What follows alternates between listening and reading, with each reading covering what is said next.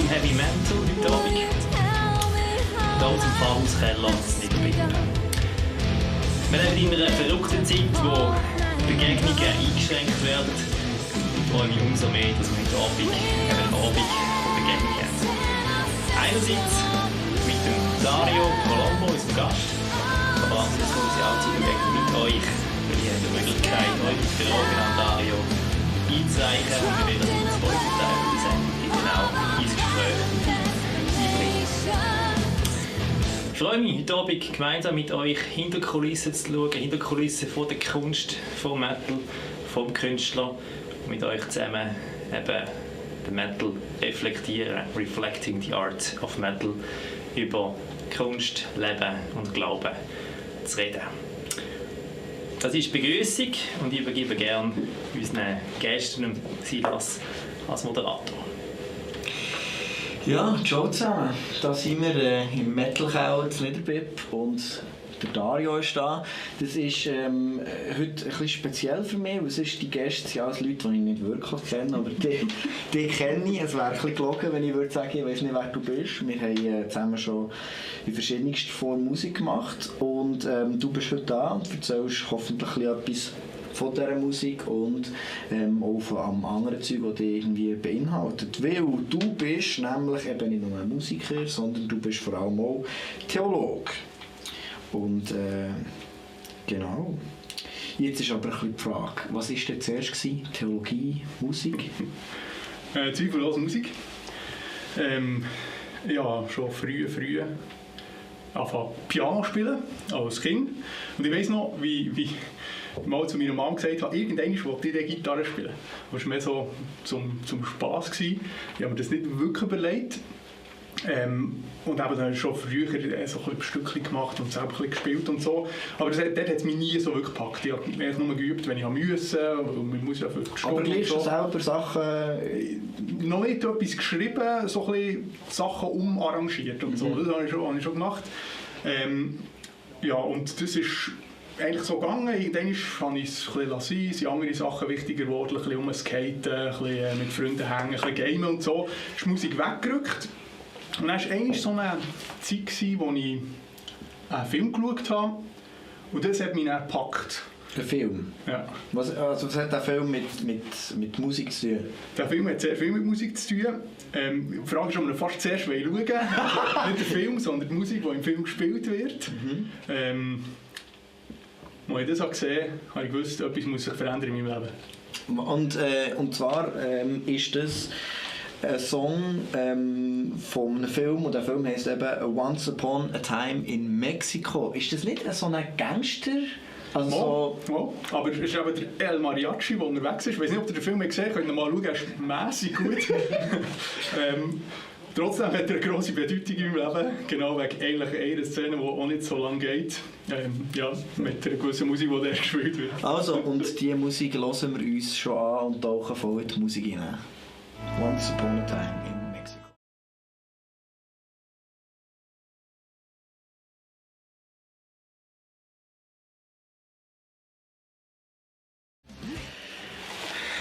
Es war einmal in Mexiko.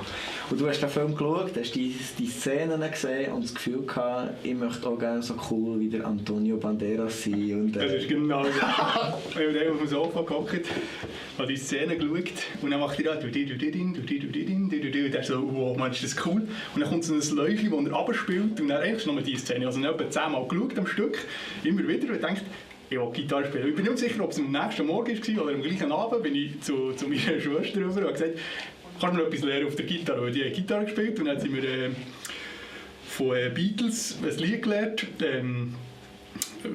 Wie heisst das? Das ist ja gleich etwas Lustiges.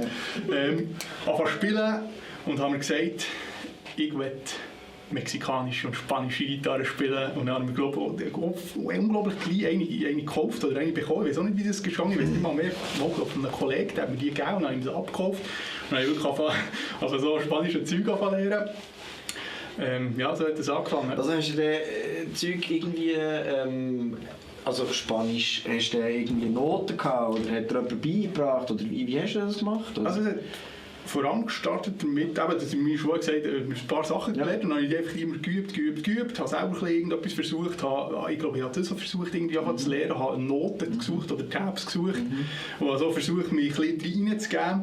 Und es war so, es war lustig, vor allem, es war so ein Moment, wo mir so ein Satz von meinem Vater durch den Kopf ist, ich wünschte, ich hätte ein Instrument gelernt. Ah, ja, das kennt jeder. Ja, das kennt jeder. Und ich habe den Film geschaut und der Satz ist mir durch den Kopf und so wie, jetzt lerne ich einfach Gitarre und habe mir es extrem fest in den Kopf gesetzt und ich war dann 16 gewesen. 16, das hätte ich gerade fragen, wie alt bist du denn? 16. Okay. Es ist also nicht spät, mit 16 noch das Instrument zu lernen, aber schon nicht spät als all die immer sagen, man muss mit 6 angefangen haben, sonst kann man nie irgendetwas. Das stimmt so nicht. Das ist vor allem die Zeit, wo man in etwas investiert. Ja. Wenn man früher anfängt, hat man natürlich mehr Zeit, Quasi mehr Zeit, tendenziell, aber Disziplin ist halt das andere. Genau. Jetzt ist es aber so, eben die Klänge, das ist alles schön und gut, aber das hat noch nie so viel mit Metal oder mit Rock zu tun. Wie hast du den Übergang, wie ist der vonstatten gegangen? Hat Rock, Metal, hat es das bei dir daheim mit 16 gegeben? Oder? Ich glaube, ich habe schon immer Rock gehört, tendenziell mehr als anderes Zeug, aber ich bin nicht gross Rock-affin oder so. Ja, das... Also wärst du nicht irgendwie schon dann mit langen Haaren rumgelaufen, aber nicht schwarzen Kleider? Es ist noch schwer. Es war nie, dass ich ein Rocker war oder so. Aber das Interessante war, ich hatte die klassische, schöne, akustische mit Nylon-Saiten Gitarre gehabt. Und habe mit der gespielt und wir waren als Kollegen unterwegs gewesen. Und es ist etwa, ich weiß nicht, 2 oder 3 Wochen maximal gegangen. Und dann habe ich AC/DC gespielt auf der akustischen Gitarre. AC/DC. Ja, da kommen wir schon so ein bisschen eben näher im Metal. AC/DC war ja eigentlich eine relativ wichtige Band für die harte Musik grundsätzlich. Und du hast bei den Songs, die du uns geschickt hast, wo du einfach so ein bisschen als Meilenstein auch ein bisschen siehst, biografisch, musikalisch, hast du auch einen Song von AC/DC drauf, und zwar ist das Back in Black. Wie kommt man eben von klassischer Gitarre zu Heavy Metal? Hat das einen Zusammenhang für dich? Oder? Nicht mal vielleicht. Nicht? Wirklich, aber auch nicht. Es ist wie passiert. Okay. Als wenn der Rock ruft, dann muss man gehen. Okay. Wie wenn es mehr ruft. Oder man denkt, man will klassisch und dann merkt man, dass AC/DC viel cooler ist zum Spielen und die Power mit dem Ten und das ja. Ja, eben, das Erzählen von AC/DC. Also kannst du dich erinnern, wo du das erste Mal gehört hast und was du gedacht hast dabei? Ich habe es nicht gehört. Das ist quasi, ein Kollege von mir hat auch Gitarre gespielt. Wir waren auf dem Füller, so ein Skater-Ding, wir hatten beide Gitarren da gehabt. Er hat irgendwie so ein bisschen Rockzeug gespielt und ich habe nichts können und ihm zugelassen. Das wollte ich. Und dann war es passiert. Nein, Papi, brauche eine E-Gitarre. Genau so. Dann sind wir gleich auf E-Gitarre gewechselt. Ich glaube, zuerst auch eine billige wieder von irgendjemandem bekommen. Ja, aber das ist schon logisch. Also wenn ein Kind irgendein Instrument, willst du ja hoffen, dass es nach einem halben Jahr, weil es ist ja... Das kennen wir. Aber du bist dran geblieben und einer von diesen AC/DC-Songs, den hören wir jetzt. Und zwar, das eben wie angetönt, Back in Black.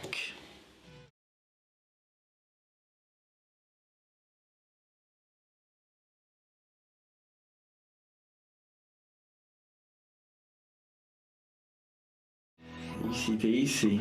Hat deine Eltern Freude gehabt, was so Musik los ist? Ich weiß es gar nicht. Also, mein Vater hat es früher immer dumm gefunden, Rock. Ich glaube, ein Satz, den man am liebsten würde ich draufschlagen, aber dann habe ich auch gröberes Zeug gehört als AC/DC ganz früh. Also, so, ich weiß auch nicht, wie POD und so, das ist ja noch mit viel mehr Schreien als AC/DC, moderater Schreien, würde man sagen. Ja, aber ich glaube, es hat sie nicht so gestört. Sonst können sie mir das sagen, falls sie zuschauen. Ich habe jetzt als Frage geschrieben. Aber eben, du bist ja nicht nur hier als Gast, weil du Musik machst und Leidenschaft hast für Musik, sondern du interessierst dich auch für Theologie. Nicht nur interessieren, sondern du hast das studiert, du bist auf eine Art noch dran. Du bist an der Uni Freiburg, oder? Und machst dort die Doktortitel. Ja. Jetzt ist so ein bisschen die Frage, vorher waren wir bei dir, bei deinem 16-jährigen Ehe, lange Haare, Skater und Gitarre spielen. Wo ist denn der Glaube reingekommen? Ja, also ich bin aufgewachsen, immer schon christlich, freikirchlich. Darum ist es auch schwer zu sagen, wo kommt so ein Glaube genau rein. Ich wüsste jetzt nicht, ich weiss noch so eine Szene, wo ich ganz klein war, wo ich mal mit dem Papi beten und mein Leben Jesus übergeben, so klassisch freikirchlich.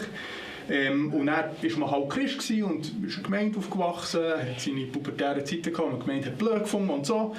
Irgendwann hat man gemerkt, das Leben ist irgendwie auch doof, so, mit Alkohol und so, ist irgendwie, das kann auch nicht das Ziel sein. Und dann geht man wieder in die Kirche, oder in die Kirche geht man wieder mit diesen Leuten unterwegs. Und lebt sein Christsein und liest die Bibel und macht so die christlichen Sachen. Und ich glaube, das intensivste Erlebnis, das ich habe, wo ich sagen kann, da ist der Glaube wirklich so ein bisschen reingebrochen. Oder etwas Neues reingebrochen, muss man fast sagen, ist ein Moment gewesen, als ich 22 war. Wir haben dann mit Liquid Rain das Album fertig gehabt, wir waren auf Sängersuche. Es war alles parat zum Durchstarten, wirklich Vollgas, alles eigentlich cool aufgelesen, super Reviews gehabt. Ich hatte einen Job, wo ich 80% arbeiten konnte und 20% Musik machen konnte, so eben voll ausgerichtet auf eine Musikerkarriere zu starten. Und wie es so ist in diesem Alter, hat man ein bisschen Sorgen mit Frauen und so weiter. Und in diesem Gefühlskomplex bin ich irgendwie traurig gewesen, weil irgendetwas nicht so geklappt hat, wie ich gedacht habe, es klappt. Und das war unglaublich komisch, so ein innerliches Gefühl von Schwere über mich kam, so einfach ein innerer Zerbruch. Ich weiss, ich bin auf dem Bett gehockt, bin so auf die Knie runtergefallen und es hat mich irgendwie gepackt und ich habe innerlich mir das Bild gesehen von einem Kartenhäuschen, das aufgebaut ist und Gott, der sagt, oder Gott, der sagt, wenn man etwas würde, als man hört Gott beschreiben, dann wäre es genau das. Ich habe es nicht physisch gehört, aber es hat sich so angefühlt, es hat das innerliche Bild und schau, das ist dein Leben. Und dann kommt so ein Windstoß und es geht langsam ineinander zusammen und es war wie, wow, mein Leben ist vollgebaut auf, ich mache mein Ding und mache Musik und setze alles auf die Karte und gebe alles rein und noch die Frage, wie habt das Zeug denn? Und wie selber zu realisieren, so ein Leben, wo sich irgendwie um sich selber dreht, um sich fokussiert. Und das muss nicht mal Musik sein, es kann irgendetwas sein, wo man nur um sich dreht und seine Sachen wichtig sind, wie schnell das so etwas kann zerbrechen kann. Und das ist recht intensiv, weil ich gemerkt habe, in meinem Leben ist zwar Gott da gewesen, immer da gewesen, aber eigentlich mehr für mich. Nicht ich für ihn oder er, der etwas von mir will, sondern mehr Gott, wie kannst du mir helfen, damit mein Zeug gelingt. So eine unglaublich verschobene Perspektive, wenn man von Gott redet, wäre quasi der Schöpfer ist und das Ding, was das Universum gemacht hat, ist eigentlich dazu da, dass du dich einfach gut fühlst. Genau, dass ich mich vor allem gut fühle, dass meine Projekte klappen. Herr, hilf mir, dass wir das und so. Irgendwie so, und das so zusammengebrochen. Und das war wirklich eine intensive Zeit. Dann hatte ich ein Jahr lang Ultrakrisen gehabt, mit so die klassischen, was ist der Sinn vom Leben, wieso lebt man überhaupt, es ist nicht viel einfacher zu sterben, so wie, warum, das alles ist irgendwie für nichts. Und gleichzeitig so eine neue Bedeutung von Gott oder ich in Gott und so zu haben, die wie zusammen so aufeinander clashen und ein riesen Durcheinander. Und in dieser Zeit habe ich mich entschieden, meinen Job zu künden, mit Musik aufzuhören und all so Zeug. Bin in eine Jüngerschaftsschule gegangen. Einfach eine Schule, wo man sich ein Jahr lang Zeit nimmt, um so ein bisschen theologische Grundlagen zu machen und sich mit sich selber auseinanderzusetzen, mit Gott auseinanderzusetzen, mit der Gemeinschaft auseinanderzusetzen und so weiter. Ich habe das gemacht und dort ist das eigentlich entstanden, mit überhaupt Theologie studieren. Ich hätte, das war vorher gar keine Option. Nein, nicht mal vielleicht. Wenn mir ein Jahr vorher jemand hat gesagt, du wirst in einem Jahr dir überlegen, Theologie studieren und würdest sagen, in 2 Jahren wirst du Theologie studieren und 5 Jahren wirst du doktorieren. Dann habe ich gesagt, spinnst du? Ich denke, wenn es etwas gibt, was es in dieser Welt nicht wird geben, ist es auch das. Du als Theologe. Genau, ich als Theologe. Und es ist irgendwie passiert, schon auch noch ein wichtiges Erlebnis gewesen, wo ich mir überlegt habe, das zu machen. Ich habe mit meinen Kollegen geredet. Und dann so als Witz eigentlich gesagt, ich könnte ja Theologie studieren. Die haben das auch witzigerweise eine gute Idee gefunden. Ja, whatever. Und dann ist quasi das, habe ich mir das hin und her überlegt und so und so. Und das war für mich wieder so ein innerliches Bild gewesen, so ein schönes Tor, das riesig offen ist. Und ich bin so ein kleines Männchen vor dann wie, ja, mach doch einfach mal. Und das war so ein bisschen der Weg in die Theologie hinein. Ich wollte studieren, ich wollte die Grundlagen vom christlichen Glauben irgendwie erforschen. Ich wollte in das rein. So. Was hat denn, also zu dieser Zeit hast du die Band Liquid Rain schon gehabt? Dann haben wir Liquid Rain schon gehabt, ja. Ja. Dann sind wir, ja, was ist echt das? Wir haben, also vorher haben wir schon eine Rockband gehabt, die hat Hintgeheißen, haben wir so ein Rock-Brit-Pop-Mix gemacht. Der Kollege und ich haben immer gefunden, ja, wir müssen mehr Metal, ein bisschen schneller, ein bisschen so einfach ein bisschen übermütig und ein bisschen bissen. Und dann haben wir selber angefangen Zeug machen und haben das angefangen aufbauen, haben eine Band gegründet, haben das zweite Album geschrieben und dann sind nachher Leute dazugekommen und haben das eigentlich, also es war auch völlig besser gewesen. Wir haben in einem halben Jahr das Zeug geschrieben und in einem anderen 3/4 Jahr produziert mit keine Ahnung von nichts. Bis heute finde ich noch geil gekommen. Jetzt noch geil gekommen, ja, muss man so sagen. Ja. Hätte das, also wenn das jetzt zwei Sachen wären, also deine Gedanken, deine Lebenskrise oder durchgehst, Theologie und auf der anderen Seite die Band, in welcher Form haben die miteinander zu tun und welches auf welche Art beeinflussen? Also jetzt heute? Nein, dann nehmen sie mich ein Wunder. Dann eigentlich gar nicht, also es ist noch lustig, ich hatte das Musikding gehabt, dann ist das zerbrochen und dann habe ich quasi die Musik mal weg da, bin in die Jüngerschaftsschule gegangen und dann bin ich Theologie studiert und habe eigentlich mir selber gesagt, Musik ist durch. Ich werde selber noch ein bisschen Gitarre lernen und ein bisschen Zeug machen, natürlich, weil Musik cool ist, Gitarre cool ist und so. Aber ich habe mir nicht überlegt, dass ich nachdem wieder irgendetwas mache, dass ich Liquid Rain wieder etwas wieder machen, dass ich wirklich ein Projekt wieder machen in Musik. Das ist quasi wie wieder passiert, nachdem ich aus dieser Jüngerschaftsschule rauskam, wo mein Cousin das dann war, der gesagt hat, nur weil Musik mal ein Götz war, heisst das nicht, dass ich wegen dem für immer sterben muss. Das ist mir dann wirklich intensiv rein so, das stimmt, das muss eigentlich nicht sterben. Und dann ist es wirklich passiert, wieder Musik machen. Aber ich habe nicht gesagt, jetzt mache ich Musik, es ist wie ein bisschen organisch entwickelt. Apropos organische. Das hat ja das Projekt, das wir zusammen geschaffen haben. Ich glaube, das ist der Moment, wo wir uns das erste Mal begegnet sind, ist das Projekt Organ meets Metal. Ja, genau. Und zwar ist das ein Projekt, wo man Kirchenmusik und Heavy Metal probiert zu kombinieren. Das heisst, man hat Heavy Metal Klassiker, wo man in einer Kirche mit einer Orgel spielt, aber man hat auch Orgelstücke oder Kirchenmusik, wo man mit Metalband spielt. Und du bist dort als einer von den zwei Komponisten und Arrangeuren irgendwie, also bist du der gewesen und der hat geplant und geschrieben und recorded und aufgenommen und dort bin ich dann als Sänger dazugekommen und habe dich dann dort lernen kennen. Wie bist du zu diesem Projekt gekommen? Das ist eigentlich auch passiert. Ich bin nicht sicher, ob es der Sam oder der Simon war. Ich glaube, der Simon war zuerst. So, sie hatten die Idee gehabt und irgendwie niemand so recht gefunden, der das will, kann machen und so. Und dann hat Simon gesagt, könnt ihr das nicht machen? Du bist ja Theologe und Musiker. Passt noch alles. Das sollte eigentlich passen. Du hast etwas mit Kinderliturgie zu tun und Metal kennst du auch. Naheliegend. Also, ich weiß nicht, das scheint auch der Grund zu sein.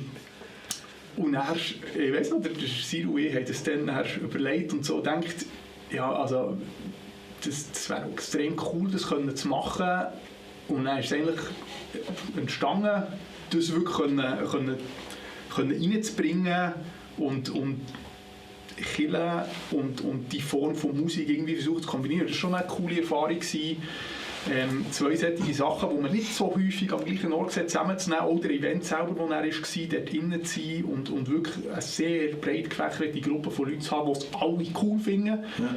Das war schon sehr schön, was auch zeigt, dass man mit der Metal-Musik, mit dem einfach eine Sprache hat, eine Sprachform hat, um etwas auszudrücken, wo manchmal mit der Orgel allein fehlt. Nicht, dass die nicht schön wäre, nicht cool wäre, aber man kann mehr noch aussagen. Die ganze Schöpfung ist geschaffen von Gott. Es kann quasi nicht wirklich etwas geben, wo man Gott nicht damit loben könnte. Und das habe ich gefunden, das haben wir dort extrem schön gesehen, mit Rock, mit Metal, können Gottesdienst feiern. Also ich habe so eine wunderschöne Sache gefunden. Das ist wirklich für mich auch sehr eindrücklich gewesen. Und unter anderem eben durch das Zusammenarbeiten haben wir ja quasi nach Liquid Rain wieder zurückgeholt von den Toten, oder? Genau, ja. Und Liquid Rain, für die das nicht kennen, es gibt ein Album, das auf allen Plattformen ist und auch noch zusätzliche Single, die ich eben auch mitsingen durfte. Super Sache. Und dieser Sound ist progressiv. Prog, Metal, Prog, Rock.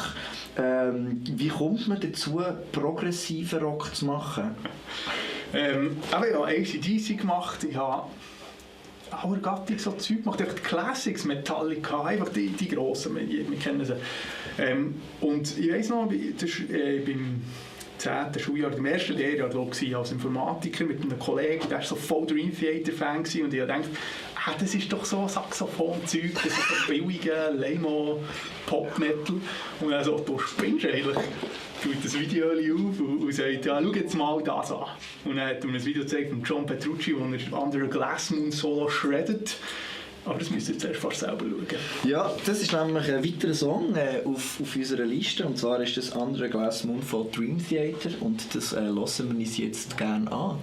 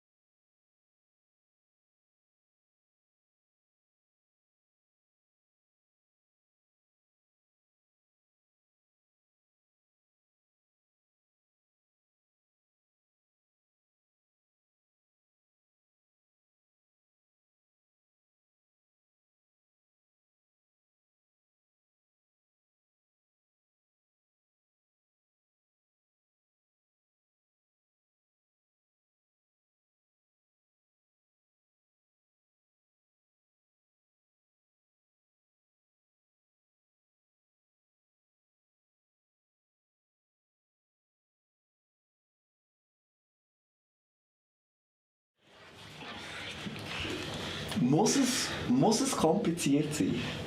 Ich weiß nicht, ob es muss, aber es ist cool. Nein, ich habe das Solo gesehen. Also das ist bis heute eines der geilsten Solos, die ich kenne. Unglaublich viel Technik, aber auch Feeling und nicht einfach nur durchgeschreddet und kompliziert. Es hat auch irgendwie auch Herz und es lebt und ich habe das der geschaut und dann ist es passiert. Ab dann ist, ich will nicht sagen, noch nicht meine Lieblingsband gewesen. Das ist nicht passiert, als ich es das erste Mal live gesehen habe und einfach der gesagt habe, wow, das ist gar nicht möglich. Und dort hat es angefangen mit Prog und dann habe ich Dream Theater Songs lernen und gemerkt, das ist viel zu kompliziert, da musst du mehr üben. Und dann hast du ja eben die Zeit gerade am Morgen um 8 Uhr, das ist wirklich geil. Sagen wir morgen um 10 Uhr am Samstag, Gitarre in die Finger genommen, am Abend um 12 Uhr wieder hergelegt. Einfach den ganzen Tag Gitarre gespielt. So, vorher Zeug machen, eben aus dem raus ist dann das Projekt entstanden, eben Liquid Rain zu machen. Das ist eine wichtige Zwischenanekdote. Wir haben dann, der Kollege und ich haben im 4. Lehrjahr unsere Vertiefungsarbeit im Abi zusammen gemacht und haben einen Song geschrieben und haben so einen Prog gemacht und dort ist der Siru, eben der andere Kollege, den ich Liquid Rain mit ihm gegründet habe, dazugekommen und dann haben wir Liquid Rain gestartet und dann haben wir mit dem Jeff Zopfi als Bassist dazugenommen, irgendwann ist ein Drummer gefunden, so ist das quasi entstanden. Muss es kompliziert sein? Nein, es muss nicht kompliziert sein. Wie hast du den Zugang zu einfacherer Form von Metal oder von Musik allgemein? Also grundsätzlich habe ich glaube vor allen Musikern grossen Respekt, die ihr Instrument beherrschen. Nicht, die Show-off machen. Show-off kann man noch schnell. Man kann schnell ein bisschen Blender lickeln und es sieht cool aus und jeder denkt, das ist krass, aber es ist eigentlich nicht krass. Also wirklich so Musiker, die einfach, das merkt man, Musiker, die so gestanden ist, virtuos ist, der muss gar nicht kompliziert spielen, es groovet. Der Drummer kann her und billig Speed spielen und das ist einfach cool. Also das beeindruckt mich immer. Darum, ich würde die Unterscheidung gar nicht machen von kompliziert und weniger kompliziert, sondern vor allem, wenn ich so auf Musik schaue, was mich bewegt, ist nicht, es muss krass sein, sondern es muss gute Musik sein. Ich war immer ein Verfechter, ich höre nicht Musik, die mir gefällt, ich höre Musik, die gut ist. Ich habe Sachen gehabt, die ich wirklich grauenhaft gefunden habe, aber ich habe es gleich gut gefunden, weil es gut gemacht war. Ja.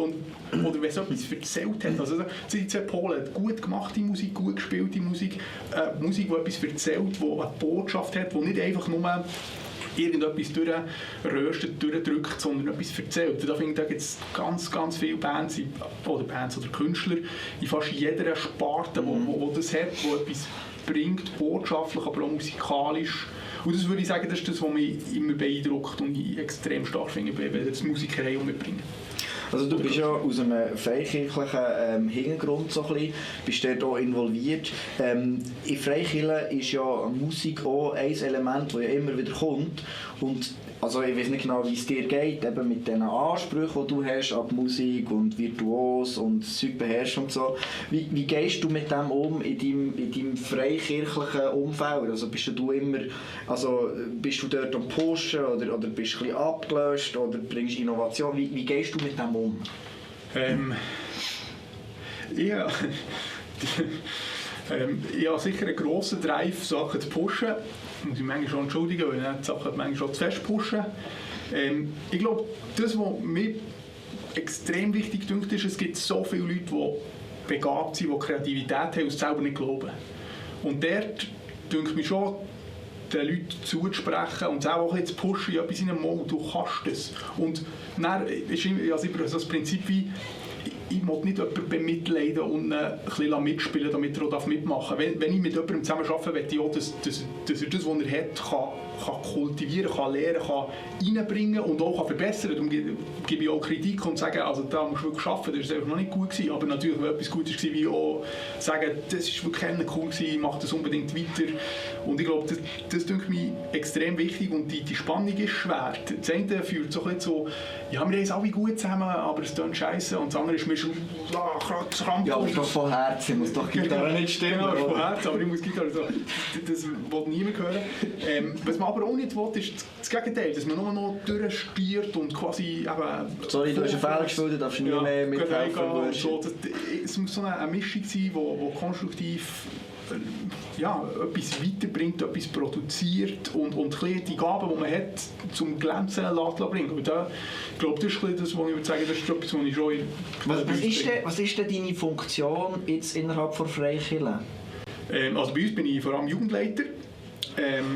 So mein Hauptding. Und dann habe ich verschiedene so kleine Projekte. Zum Beispiel haben wir das Osterprojekt, wo wir immer so Ostertage heisst das bei uns. Es ist ein bisschen oft das Jahr, wo wir so müssen absagen wegen Corona. Aber das ist echt die Idee, Ostern ist so ein zentrales Element im christlichen Glauben. Also, ist Weihnachten oder Ostern, aber beides natürlich. Ja. Aber Ostern ist der Ort, wo wir in unserem Glauben ausdrücken, der Tod ist besiegt. Und das umfasst ja nicht nur den Ostersonntag, sondern den ganzen Leidensweg, das ganze Leben von Jesus, wo in Karfreitag Gott sich selber in Jesus für die Menschheit hergibt, durch den Tod durchgeht, der quasi in sich vernichtet und in Auferstehung das neue Leben in die Welt hineinbringt, das bis heute angebrochen ist. Und das wirklich zu feiern mit Musik, mit künstlerischen Elementen, mit Gebet. Gebet ist wirklich ein wichtiges Ding, das wir dort immer drin haben, immer vom Donnerstag, Gründonnerstag auf Karfreitag durchzubeten, die Nacht durch und dann am Morgen zusammen Worship und dann am Abend Gottesdienst. So, das wie zu feiern, in das einzutauchen, in die Geschichte hinein. Das ist etwas, was ich mache, oder wo ich angefangen habe und nach wie vor mache und hoffe im nächsten Jahr, dass wir es irgendwie durchführen können. Ja, und erst habe ich eine Theologie zur Nacht angefangen. Das ist eigentlich mehr zusammen zur Nacht, weil das Wichtigste der Theologie ist, dass man grundsätzlich mal zusammen isst. Und dann, das ist noch gut zu wissen. Das Wichtigste in der Theologie ist, dass wir glauben an einen Gott, der Fleisch ist geworden. An einen Gott, der ist Mensch geworden. Die Materie ist das Ziel. Das ist einer der zentralsten Elemente. Wir glauben nicht an ein Hirngespinst irgendjemand, sondern an Gott, der so näher ist gekommen, dass wir nicht anlängen können, Jesus Christus. Und wo sein Bund, sein Verbinden in einer Lebensmittel... Genau. Analogie. Ja. Lebensmittelform gegeben, nehmt das mal, um an mich zu denken. Das erste, wo ich Schwein war. Also man die Bibel lesen und das Gefühl haben, Essen ist etwas Schlechtes. Ich weiss nicht, welches Buch das man ist, sicher nicht die Bibel. Okay. Natürlich gibt es Völlerei und so, das ist alles so, die Texte. Es geht nicht darum, zu legitimieren, dass man es besauft, sondern zu legitimieren, dass unsere Schöpfung das Potenzial hat, dass man Gott drinnen begegnen kann. Und eben, das ist eben Theologieznacht, eigentlich erzählen. Es war ein bisschen Theologieznacht jetzt, wo man zusammen isst und dann über Theologie redet, erzählen etwas und dann kann man Fragen stellen und dann diskutiert man. Also einfach für die Leute, die es interessiert, ein bisschen einzutauchen in eine Welt, wo man nicht so drin ist im Alltag. Ja, so Settings, ich könnte noch mehr sagen, aber das Also du bist ja an einer Universität, eine staatliche Universität, alles schön offiziell mit Kopf und Hirn und Verstand und allem, oder? Und auf der anderen Seite eben irgendwo Gemeinde und Gemeinschaft und so. Wie hast du für dich gefunden, als doch eher eine bisschen außergewöhnliche Funktion in diesem freikirchlichen Kontext zu sein und umgekehrt, als Freikirchler an einer Uni? Ich habe selber auch mal probiert, so ein bisschen Theologie zu studieren, hatte das so ein bisschen im Nebending gehabt, für Religious Studies habe ich auch ein paar Sachen zu Berner Uni. Und ich habe das schon herausfordernd gefunden, wie in so Welten, die scheinbar so ähnlich sind und so zusammen sind, wo aber gleich, wo gleich viele Gräben rum sind und auch Missverständnisse und unterschiedliche Perspektiven. Wie schaffst du das unter einen Hut zu bekommen? Also du meinst vor allem das Verhältnis von Denken und Glauben, oder? Zum Beispiel, also das ist für mich weniger das Problem gewesen, aber das ist für viele, habe ich das Gefühl, ein grosser Punkt. Ja. Also mir denkt, dass wir in der heutigen Welt ein bisschen zweigespalten sind. Wir sind Christen und gleich sind wir auch irgendwie so ein bisschen säkulare Agnostiker. Und Im Sinn von was? Ja, dass man so eine Glauben, aber einem Kollegen kann ich ja gleich nicht, das ist ja komisch, an Gott glauben ist wie das, was man ja nicht macht, das ist irgendwie nicht normal, die meisten glauben nicht an Gott und dann kommt man so schnell in so ein Ding wie, als wäre der Glaube wie so etwas dazu, es gibt wie das Normale, das Neutrale, das Richtige und dann gibt es den Glauben, den kann man so oben drauf packen und so lebt man ein bisschen. Darum gibt es ja auch Metal und christlichen Metal. So Metal und christlichen Metal, oder ich weiß nicht, so in der Dualität, in der Gespaltenheit innen. Ich glaube, das ist etwas, wo mir denkt, das können wir langsam ein bisschen anfangen zu durchbrechen und überwinden. In der frühen Kirche haben sie gesagt, Credo ut intelligam. Ich glaube, um zu verstehen. Da ist Vernunft und Glauben, Ratio, das Intellektuelle und das praktische Leben nicht getrennt gewesen. Nicht mal bei den Philosophen war es getrennt gewesen. Es war immer eine Lebensform gewesen. Es war eine Form gewesen, in dieser Welt innen etwas zu verstehen, im Wissen, dass wir das meiste gar nicht verstehen. Und ich glaube, das haben wir so im Zug vor Aufklärung und das dann ist vergessen, dass wir eigentlich gar nicht so viel wissen. Und plötzlich ist so eine Theorie entstanden, hier kann man klare Sachen machen und dann gibt es noch den Glauben. Aber in der Realität ist gar nicht so. Es gibt fast nichts, was die Wissenschaft einfach sagen kann, wo man ihre letzte Endgültigkeit beweisen kann. Und dort das ein bisschen aufzubrechen und zu merken, ich habe heute das Film von Alistair McGrath geschaut, das ist so ein neuer Theologe von Großbritannien, der gesagt hat, das Gehäuse vom Atheismus hat ihn als Jugendlich nicht überzeugt, darum ist er Christ geworden. Okay. Der Atheismus ist auch eine Glaubensvoraussetzung. Man kann gar nichts machen, ohne also schon rein philosophisch, weil wir uns selber mit unserem Sein in die Welt hineinbringen. Können wir gar nie über uns selber rausgehen und plötzlich auf uns schauen. Und eine Wissenschaft, wo das hat es gegeben, heute ist es weniger der Fall, wo das Gefühl hat, sie können einen objektiven Standpunkt nehmen und auf die Welt herabschauen. Die gibt es nicht und die kann es per Definition, also ihr Erkenntnis vom Menschen nicht geben. Es ist nicht möglich. Und das reinzubringen und zu reflektieren und quasi Glauben und Denken wieder zusammenbringen, das finde ich unglaublich wichtig und darum mache ich auch so Sachen wie Theologie-Nacht auf der einen Seite, für zu sagen, akademisches Theologietreiben und Glaubenspraxis, das muss zusammenkommen. Und auf der anderen Seite mache ich Ostertage, wo ich denke, das, was wir glauben und unsere Lebenspraxis muss zusammenkommen. Und darum mache ich Musik, und bei Theologen gleichzeitig, weil ich denke, die Hoffnung, die wir haben, muss verkündet werden. Die kann anders verkündet werden. Eine von meinen Formen ist Musik machen und der kann etwas transportieren. Und das denke ich, das ist etwas, was wir in der heutigen Zeit neu dürfen lernen, weil wir es einfach können. Wir müssen uns nicht hinter dem Glauben verstecken. Der Glaube ist das Coolste, was die Welt je erfahren. Wenn der Glaube von einem Gott, der in Jesus Christus uns erlöst hat, wahr ist, der ist alles andere Rock'n'Roll. Ja. Nach dem Wort von Anti-Red. Ja. Du hast gesagt, Musik und Transportieren, Hoffnung zum Beispiel. Musik kann ganz unterschiedliche Sachen transportieren. Du hast bei den Songs, die du mitgenommen hast, hast du auch etwas Ruhigeres mitgebracht vom Tommy Emmanuel. Warum ist das auf dieser Liste? Was tut das transportieren? Was ist dort? Was hat solche Art von Musik neben allem Bam Bam? Was vermittelt das für dich? In dieser Zeit, wo mein Brauch war und ich aufgehört habe mit Musik, das war wirklich intens. Ich habe keine Musik hören, außer Worship und Tommy Emmanuel. Es ist nicht anders gegangen. Wenn ich Trümpfe hatte, kann ich fast durchdrehen. Wenn ich Rock hatte, fast durchdrehen. Ich weiß auch nicht, es hat wie innerlich weh da alles. Nicht, weil die Musik schlecht ist, ich weiß auch nicht, das war absolut weird gewesen. Wirklich nur Worship und Tommy Emmanuel. Und ich habe dann eben eigentlich nur noch akustische Gitarre gespielt und so ein bisschen Fingerstyle-Zeug machen. Und das Lied, das Angelina, das ist das Lied, das er geschrieben hat für seine Tochter. Das ist, ich weiß auch nicht, das transportiert irgendetwas Wahres, Schön und Gutes. Also ich finde noch viel von seinen Liedern transportieren, ohne dass ein einziges Wort drin gesagt hat, einfach eine Hoffnung mit. Und darum habe ich das hineingenommen, weil es ein bisschen mit Zerbruch markiert, weg von diesem grossen, metaligen, vielen Instrumenten zu einem Instrument runter. Und man kann ja gleich fast so viel machen wie 4 Leute zusammen. Ja. Aber so die feinen Sachen, die Hoffnung, die immer noch erklingt, wenn alles zusammengeht, ist irgendwie so. Und darum würde ich sagen, oder darum habe ich den Werdegang von meinen Songs so gewählt, dass der so eine Rolle drin hat. Ja, und das ist echt wunderschön.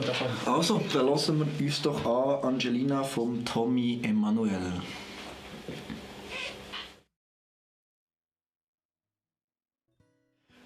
Also du sagst, dass diese Musik in diesem Zeitpunkt in deinem Leben wie eine bestimmte Funktion hatte?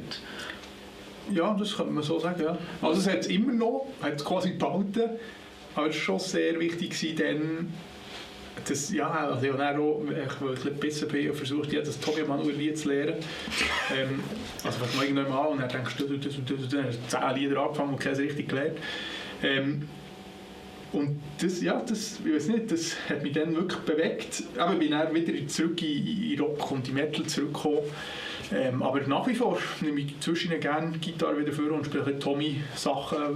Das ist extrem schön. Ich habe jetzt alles wieder vergessen, weil lange üben, dass das Zeug wirklich passt und klingt. Ja. Und was hat im Vergleich die harte Musik für eine Funktion? Weil du sagst, das ist in dem Moment wie nicht gegangen. Jetzt scheint es wieder zu gehen und es scheint ja einen Grund zu geben, dass man das hört. Was transportiert denn für dich aggressive Musik? Was hat das? Also ich würde, wie ich vorher schon gesagt habe, glaube immer betonen, mir ist wichtig, dass Musik gut ist. Nicht der oder der Musikstil hat, sondern gut gemacht ist und dass sie etwas zeigt. Das kann sie offensichtlich für mich auch instrumental etwas mitgeben. Es ist quasi fast, als würde der Künstler etwas von sich in die Musik hineinlegen.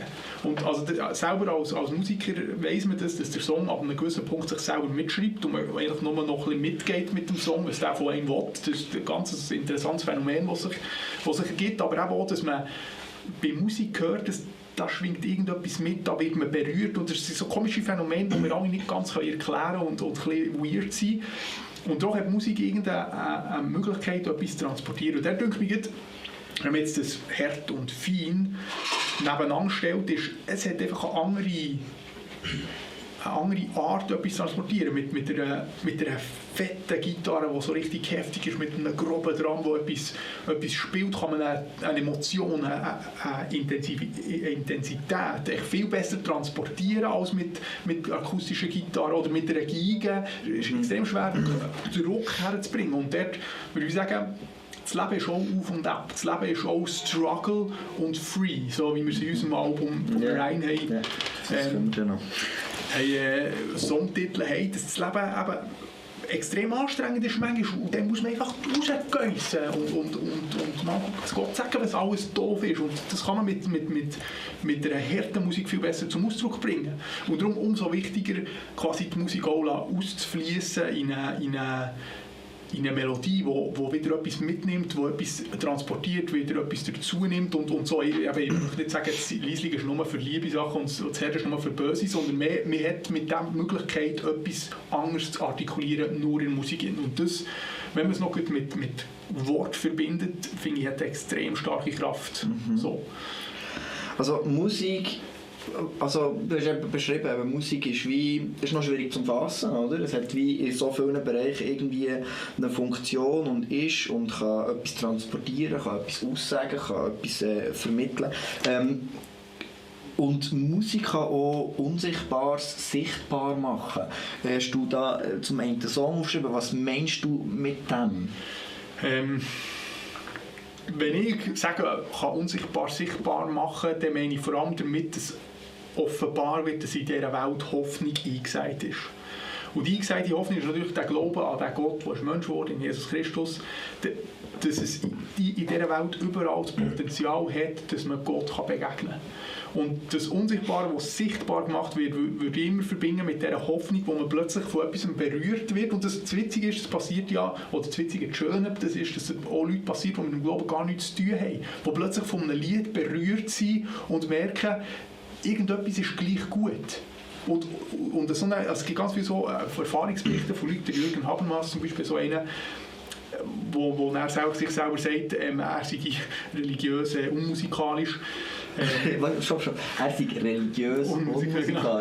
Also ich glaube, der Habermas ist nicht sicher. Aber so, also die Sachen, wo Leute mit dem Glauben eigentlich nicht selber die Erfahrung haben und gleich von Musik können angesprochen werden und das Element, das würde ich sagen, es wird etwas sichtbar, es wird etwas sichtbar, dass mich etwas kann bewegen kann, wo, wenn wir einfach ein Zellhaufen sind, der irgendwie arrangiert ist und Bewusstsein hat bekommen, nicht erklärbar ist. Einfach nicht. Wie plötzlich eine Musik, die keinen evolutionären Nutzen hat, soll bewegen. Und dort Musik als etwas verstehen, das etwas kann transportieren, Hoffnung kann transportieren und einfach kann verstanden werden, nicht immer intellektuell, sondern mal überhaupt erst im Herz, dass jemand, der leidet über irgendetwas, der von Musik berührt wird, bewegt wird und irgendwie das Gefühl hat, mal, es lohnt sich gleich zu leben. Mhm. Aber nach dieser Logik kann Musik auch Negatives transportieren? Ja, ich glaube, dass fast ein bisschen allem, was wir machen, haben wir die Möglichkeit, dass wir fast alles damit transportieren können. Ich finde, es gibt Musik, die nur Negatives transportiert, die ich nicht höre und nie werde hören. Es kann so gut gemacht sein, wie es will. Wo mich auch ein bisschen anwidert. Ich sage keine Bands, aber es gibt es. Ja. Muss jeder für sich selber bestimmen, was das ist. Und ja, eben, wie, es gibt alles kann destruktiv werden. Ich glaube, das ist einfach ein Fakt, der im Leben ist, dass man alles, was gut ist, irgendwie kann missbrauchen zum Schlechten. Ja. Eben, dass Musik Unsichtbares kann sichtbar machen, hast du aufgeschrieben zum Song Love von Arian. Oder wie spricht man es aus? Arian, okay. Jetzt musst du vielleicht noch ein bisschen erklären, was es ist, weil es ist, glaube ich, nicht ganz so bekannt, wie man das denken. Nein, es ist nicht so bekannt. Das ist ein holländischer Musiker, der selber eigentlich seit langem Zeug schreibt und auch verschiedene Projekte hat und eigentlich Geschichten erzählt. Er hat das ganze Universum gebaut, ein bisschen wie hier, das ganze Universum gebaut und einfach daraus Musik gemacht. Und er hat eine Fähigkeit, eben das ist, glaube ich, kein Christ, oder ich weiß es nicht, aber fühlt sich nicht so an, wenn man den Text anhört, dass da genau das mitschwingt, aber gleich etwas schafft musikalisch zu erwecken, sichtbar zu machen. Einfach eine Form von wow, wo man einfach nur noch dort hockt und denkt, das hat mich jetzt bewegt und ich weiß gar nicht warum. Es war auch nicht für Gott gewesen. Und ich würde auch sagen, es gibt auch Sachen, die für Gott sind, aber das müssen wir sehr schnell hören. Also, wir hören von ich kann es wieder nicht aussprechen. Arian. Jetzt als Y mit dem Wort. Und der Song Love.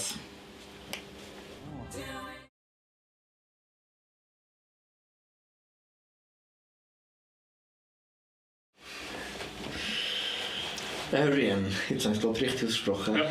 Mit Love heisst der Song. Ja. Also eigentlich eben Day 11, Love. Das ist eine Story von jemandem, der ins Koma ist gefallen und eigentlich jetzt mit sich selber ringt, mit seinen eigenen Emotionen ringt, mit Anger, mit Love, mit Envy mit ganz verschiedenen Sachen und die haben ihre Rollen mit Pain. Ich weiß gar nicht, welches die einzelnen Dinge sind. Und wir sind das dann schauen. In Holland selber hat er ein Wochenende gemacht.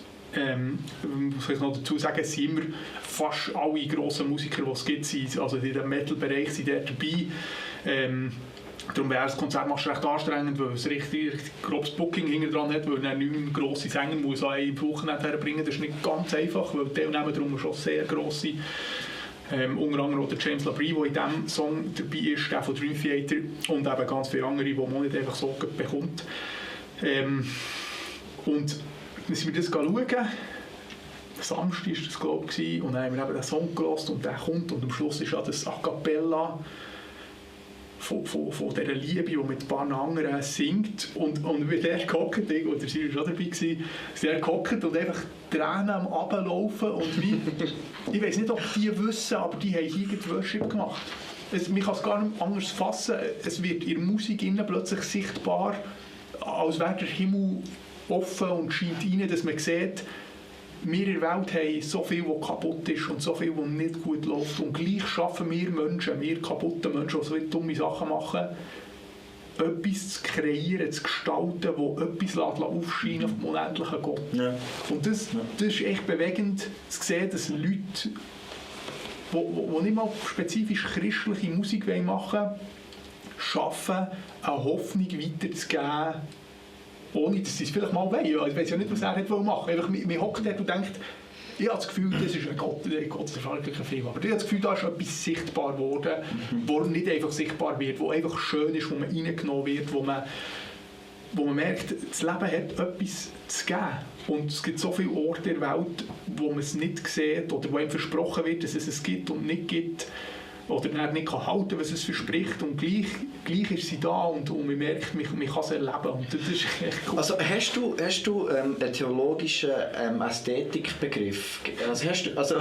Wenn ich es so höre, denke ich immer so, ja, das kommt mir irgendwie aus der Kunsttheorie bekannt vor, aber irgendwie theologisch, wie kannst du das irgendwie theologisch irgendwo beschreiben oder fassen?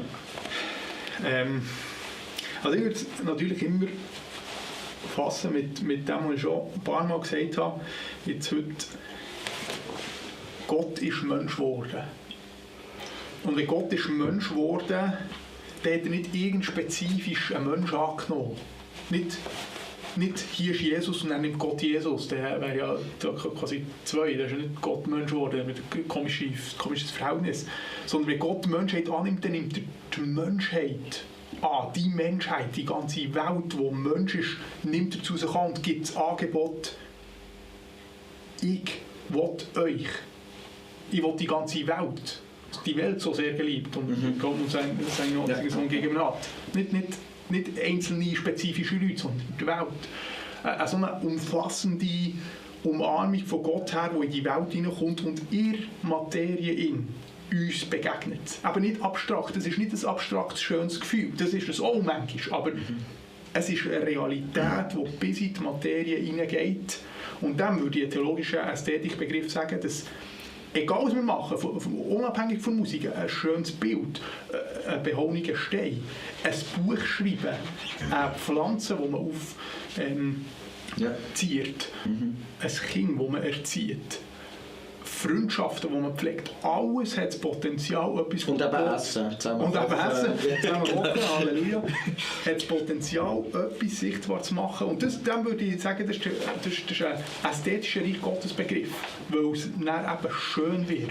Und es wird wahr und es wird gut, für die antiken Begriffe zu nehmen. Das Wahre, das Schöne und das Gute. Und das ist etwas, wo man heute fast nicht glauben kann, weil in der Welt ist ja so viel kaputt und die Materie soll noch gut sein. Jetzt habe ich gemeint, wir gehen alle in den Himmel. Aber also jetzt vielleicht nicht auch ein bisschen, das habe ich ja, also höre ich von vielen, vor allem aus dem freikirchlichen Zusammenhang, weil irgendwie die scheinbare Trennung von Materie und Geistig, so ein bisschen Platon-mässig, wo irgendwie sehr, sehr präsent ist, und es gibt das Geistliche und das Nicht-Geistliche, es gibt so ein geistliches Buch, ein nicht-geistliches Buch und eben guter Metal und böser Metal und so, und das siehst du nicht so, sondern du... Nein, ich würde schon sagen, dass wir uns zu fest haben auf so eine intellektuellen Glauben reduziert, wo man vor allem das Richtige muss glauben und das richtige Sprüchlein muss gesagt haben.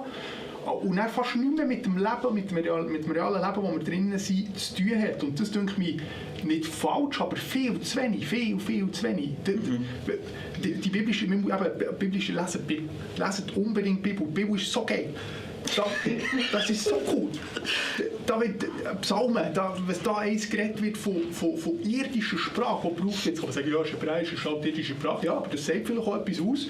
So, dass wir mit unserer intellektuellen Sprache auch ein bisschen vergessen haben, wie erdig und wie direkt das Zeug ist und eben auch genau ein Neues Testament, das eben davon redet, dass Jesus kommt, eben überhaupt schon mal die Menschheit Material annimmt und er als Fressen und Säufer bezeichnet wird. Ja, nice. Es geht nicht darum zu sagen, Fressen und Saufen ist gut. Es geht darum, dass man sieht, dass die Welt selber der Ort ist, wo Gott herkommt und immer schon herkommen und noch heute herkommen, einfach heute in dir, in mir und in uns allen. Ja. Eben, du beschreibst Musik, die von irgendwelchen Leuten, die scheinbar in Musik machen, wie etwas erahnen oder wie erlebt, gespürt haben von dem Guten, von dem Liebenden, wo irgendwo eben in Gott irgendwo schon in unserem Ding drin ist und da können es vielleicht mehr fassen, andere vielleicht nicht, aber vielleicht einfach keinen Zugang, weil man wie nicht, ja, nie hat gesagt, hey, du darfst so, oder? Du darfst Zugang haben.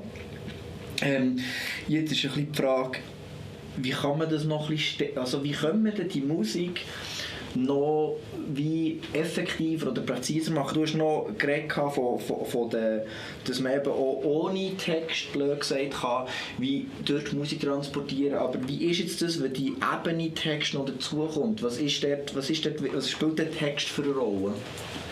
Aber ich würde sagen, das ist schon wieder etwas aus der alten Kirche, da ist immer die Frage, ja, wie feiert man denn jetzt die Sachen, die Jesus gesagt hat, wie feiert man das Abendmahl, das ist schon früh entstanden.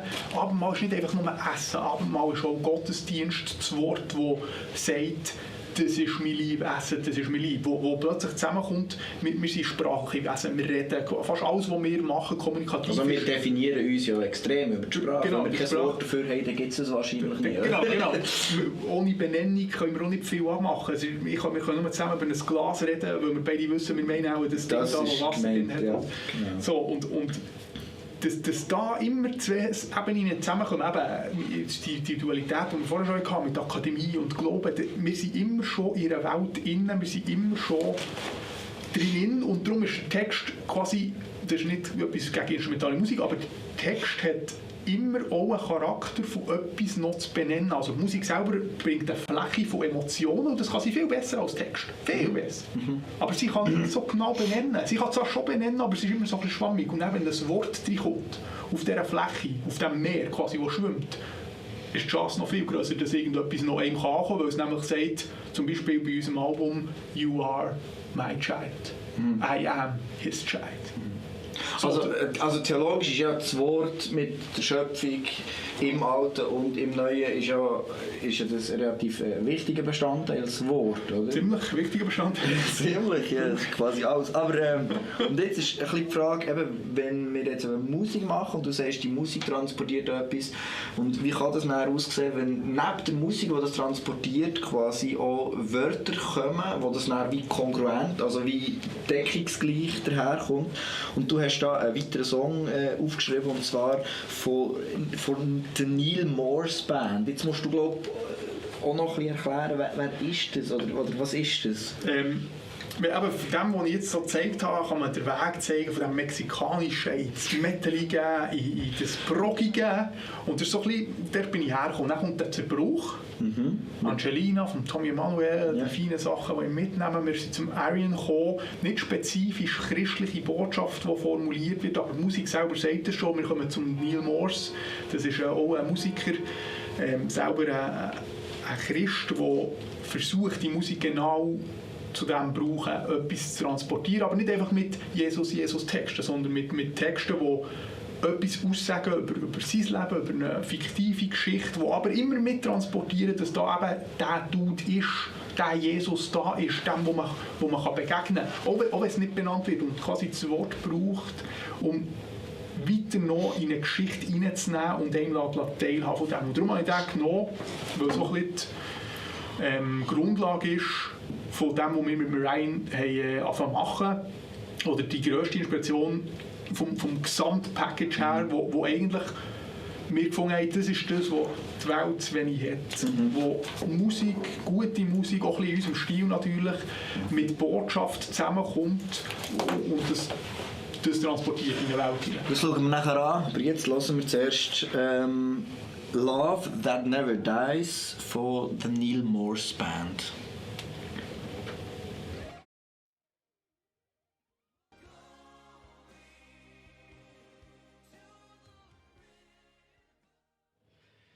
Das ist eine Neil Morse Band. Genau, ja. Aber The Love That Never Dies, was ist echt das? Ich weiß nicht, das Lied, wenn man das hört, wenn man das live sieht, das lebt, das redet, das, da muss man wirklich religiös und musikalisch sein, wenn man nicht... Ja. Und das, du hast gesagt, das war wie eine der Inspirationsquellen für das ganze Mariah-Zeug? Ja, oder einfach Worte. Ja, Worte, okay. Wir können ehrlich sagen, Mariah ist... Also jetzt müssen wir vielleicht zuerst noch erklären, was Mariah ist. Mariah müssen wir ja... Genau, jetzt kommt der Plug, Shameless Plug. Das ist das Album. Mariah ist ein Projekt. Das ist das Album, das wir gemacht haben. In letzter Zeit. Das ganze Projekt ist entstanden, wo ich aus dieser Jüngerschaftsschule, wie ich jetzt erzählt habe, bin zurückgekommen und gemerkt habe, ja, Musik hat irgendeinen Teil in meinem Leben, mit dem Ziel darüber geredet, was wollen wir machen. Komm, wir machen doch etwas Neues, wo eine Geschichte erzählt, wo Hoffnung transportiert, wo die Realität des Lebens aber auch benennt. Und dann haben wir angefangen und haben geschrieben und geschrieben. Wir haben 2 Jahre lang einen ganzen Tag, völlig bis 2 Jahre lang einen ganzen Tag in der Woche geschrieben an einem Album. Stimmt.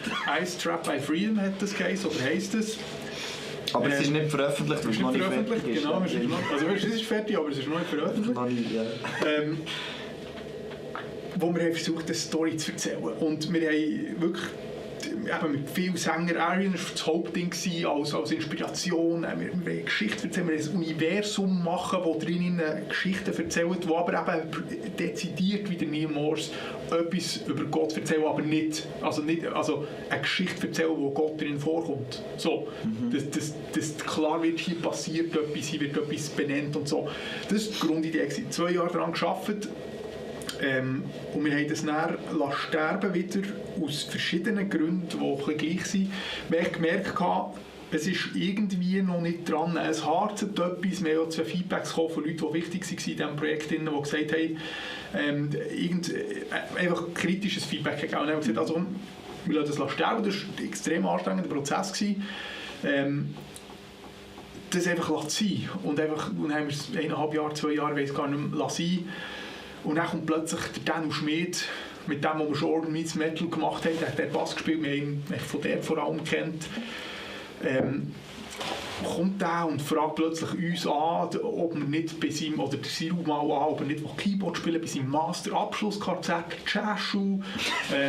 Dann läutet er mir auch an, so, ja, wo schon mithelfen. Und ich so, ja, ich habe keine Zeit, es ist Sommer und jetzt geht kurz Master fertig, dann fange ich meine Dissertation an. Jetzt wollte ich eigentlich 3 Monate chillen, mal das letzte Mal im Leben nichts machen und so.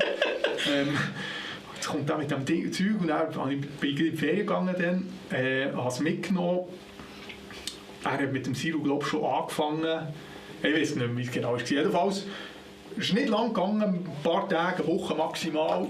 Und dann hat es mich bekommen, weil ich plötzlich gedacht habe, das ist ja Mariah, was der Dude da macht. Das ist ja genau die gleiche Idee, die wir haben. Der hat hier Texte, die seine Geschichte erzählen in der Musik. Das ist ja Musik, wie wir es nicht, wir würden es vielleicht nicht so traurig schreiben wie er. Nicht so fröhlich, gell? Nicht so fröhlich. Ein bisschen weniger Jazzy-Stuff und so, aber basically eigentlich genau das, was wir machen. Und dann habe ich immer so, dann zurückgeschaut, hey, auf dem Ball mit, wenn wir nachher das Album draus machen. Der so dachte, Ja. Und so entstanden. Dann haben wir das Konzert mit ihm gemacht, Zeug fertig geschrieben, Zeug arrangiert, haben das Konzert gespielt, ein riesen Erfolg gewesen, weil es echt cool war. Und dann haben wir, das war auch wieder so ein Business-Ding, eigentlich in einem halben Jahr das ganze Album von 25 Minuten zu 55 Minuten gemacht. In einem halben Jahr haben wir in weiteren 3 Monaten alles recorded, haben in weiteren 2 Monaten alles gemastert. Darum haben wir heute das Album, das so entstanden ist. Und wir haben 2 weitere Projekte, die eigentlich alle da sind, wo wir einfach irgendwann anfangen müssen.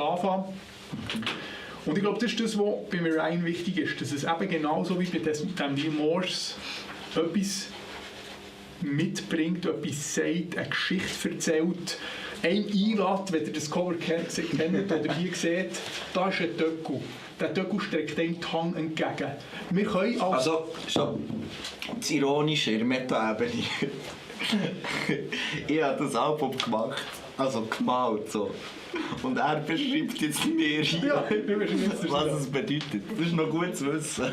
Ja, sorry, es ist einfach absurd. Aber erzähl. Der streckt dem die Hand entgegen, oder? Der ist da und wir als Betrachter, wir können einfach wegschauen. Und ich glaube, das ist das, was das Projekt ausmacht. Das Projekt sagt nicht, du sollst und so überhaupt, sondern es sagt, schau mal her. Schau mal, es gibt tatsächlich Hoffnung. Hier geht es vor allem um die Challenging Hope. Das ist ein Tale of Challenging Hope. Schau jetzt mal her. Es gibt sie. Ich habe sie erlebt. Vielleicht hast du auch erlebt. Ich strecke den Hang aus, aber du kannst auch einfach wegschauen und weitergehen.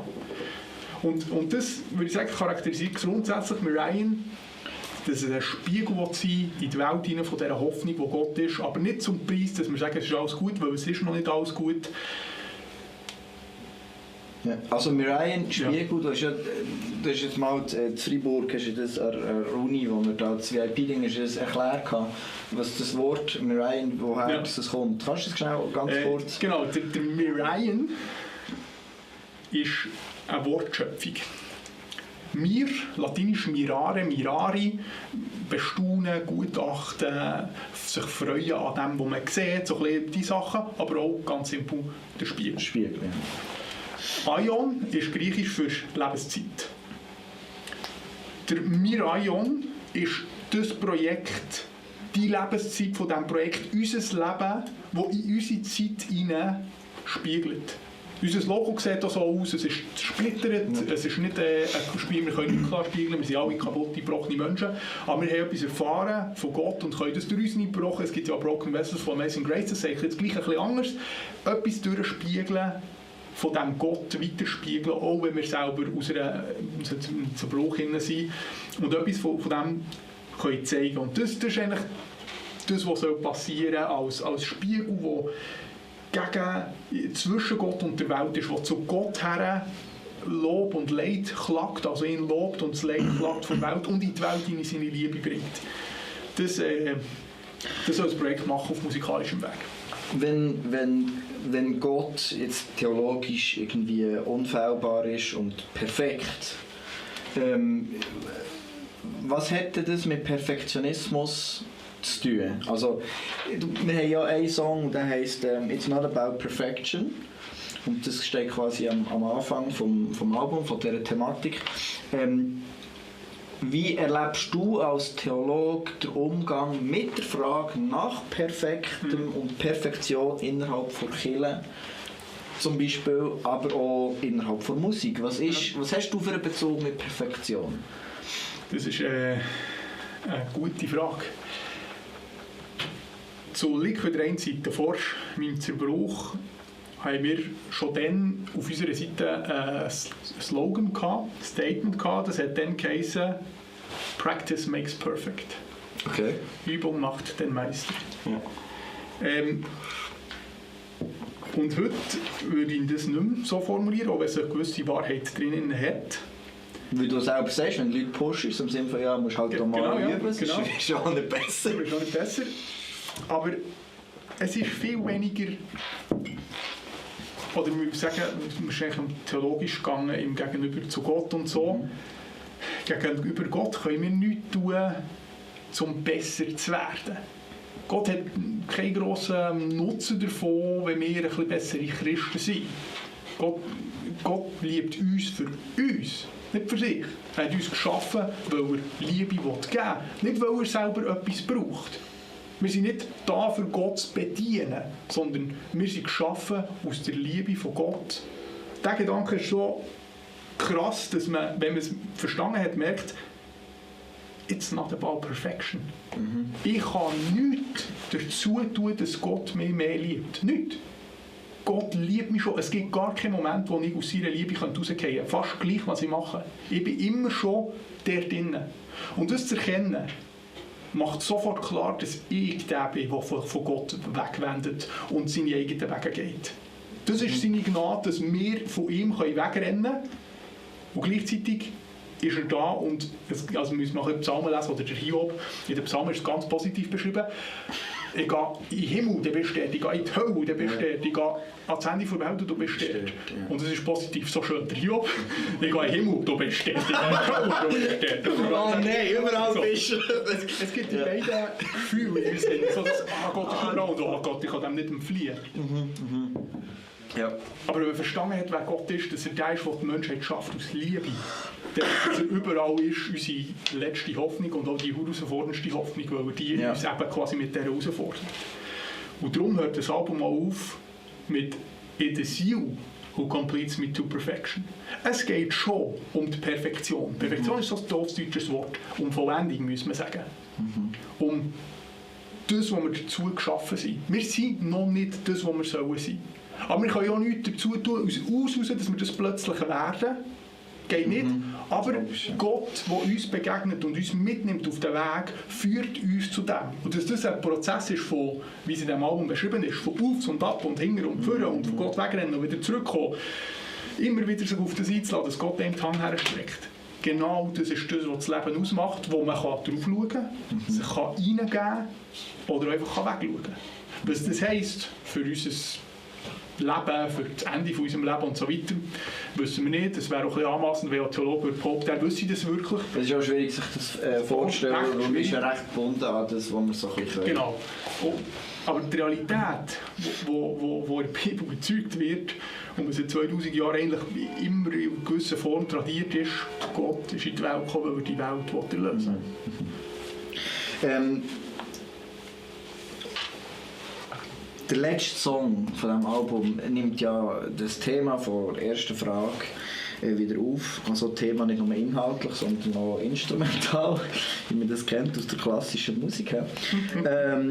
Und das Thema von dieser Perfektion wird ja dann abgeschlossen in diesem letzten Song. You are the light. Genau. Und das ist quasi der nächste und letzte Song, den wir zusammen werden hören von Mariah. Ich bin dort auch dabei, ich darf dort singen. Das ist super. Das ist super. Ja, wir hören das zusammen. You are the light von Mariah. It's all about truth. It's you and me. It's all about hope. It's salvation we seek. It's all about love. It's the heart that changes. It's all about peace. It is you. You complete me to perfection.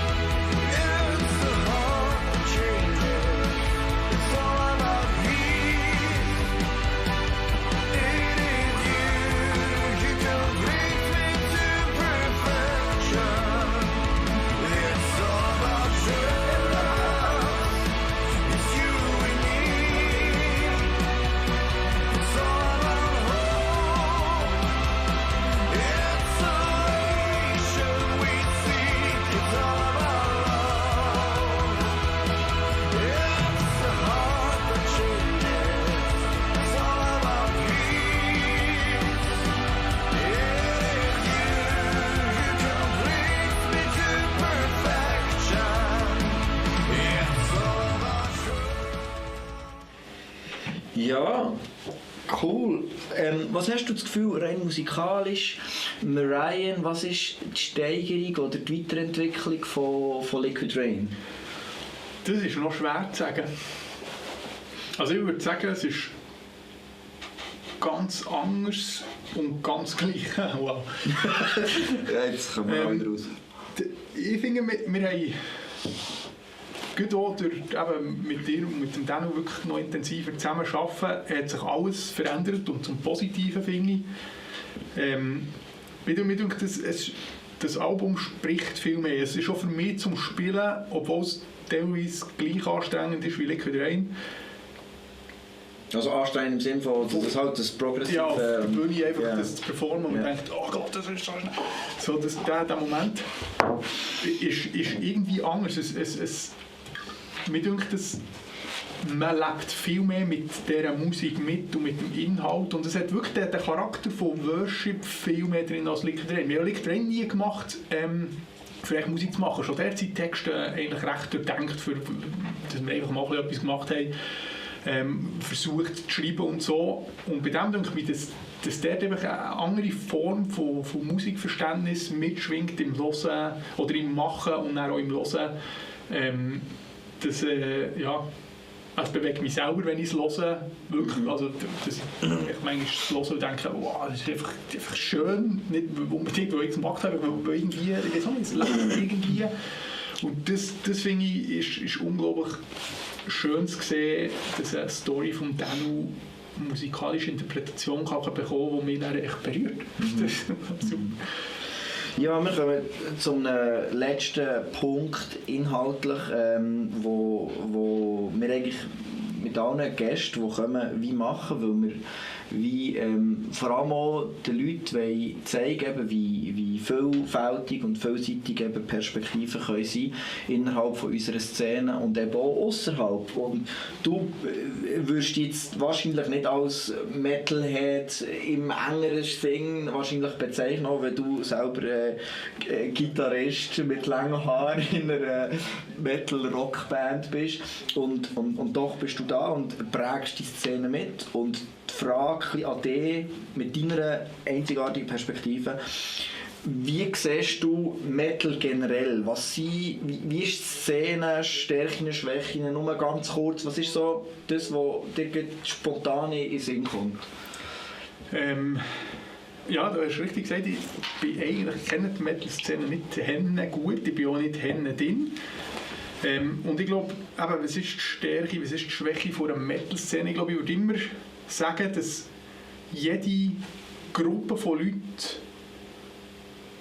ein Potenzial hat und etwas in die Welt hineingibt. Und dass die grosse Stärke darin besteht, dass wenn Leute sich im Metal gefunden haben, dass sie dort einen Ort haben, wo sie wissen, dass sie Leute versammelt, die die gleichen Sehnsüchte in der gleichen Art und Weise können ausleben und ausdrücken wie ich. Und das ist eine Stärke, es gibt Halt für Leute. Es gibt eine Heimat, wo man drinnen ist. Also, immer zu sagen, ja, aber das ist ja Christus und Kilo und so, das entspricht dann meistens auch nicht der Realität, wo man drin ist, weil man ja gleich Mensch ist und irgendwie mit Leuten unterwegs ist und man kann nicht immer gleich mit allen gleich unterwegs sein. Darum, natürlich, unsere letzte Heimat ist Christus, aber die Stärke von der Metal-Szene oder von jeder Szene ist, dass sie Leuten eine Heimat geben kann, in der Art und Weise, wie sie sind und sie so annimmt, wie sie sind. Natürlich, das soll Kilo alles auch machen. Ja. So. Also du könntest allenfalls gewisse Sachen auch noch lernen von Szenen. Ja, zweifellos, ja, genau. Oder vielleicht, ja, kommen wir noch drauf. Zuerst noch auf die Schwäche. Die Schwäche, die ich das Gefühl habe, bei jeder Szene, nicht spezifisch bei Metal-Szene, ist etwas Abgrenzendes. Wir sind die Coolen und die Hip-Hopper sind die Blöden. Und die Hip-Hopper sagen, wir sind die Coolen und die Metaler sind die Blöden. Und der Jöden-Club...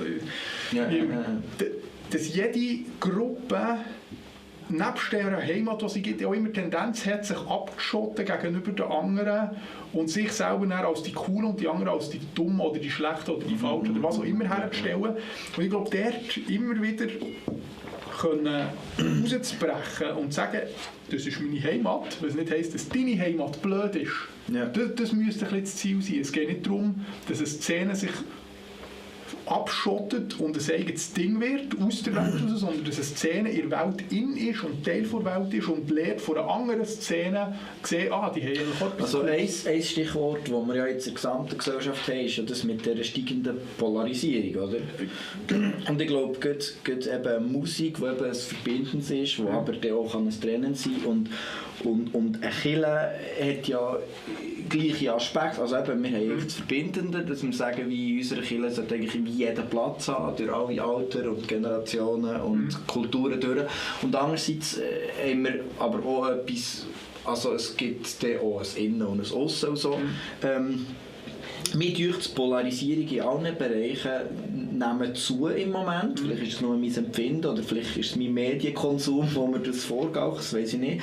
Aber gerade während der Corona-Zeit erlebe ich es zum Beispiel, dass man immer Position beziehen muss. Also, bist du jetzt für oder gegen Masken und findest, das BAG sind die Besten oder die Dümmsten? Oder es ist immer so, man muss immer so Position übernehmen und so. Und ich finde das sehr, sehr anstrengend. Ich habe manchmal das Gefühl, Kirche können doch vielleicht genau in dieser Situation, wie das, was du als Heimat beschreibst, sein, wo man sagt, hey, im Fall, egal in welchem Lager dass du daheim bist, Christus ist unsere gemeinsame Heimat. Also, ja.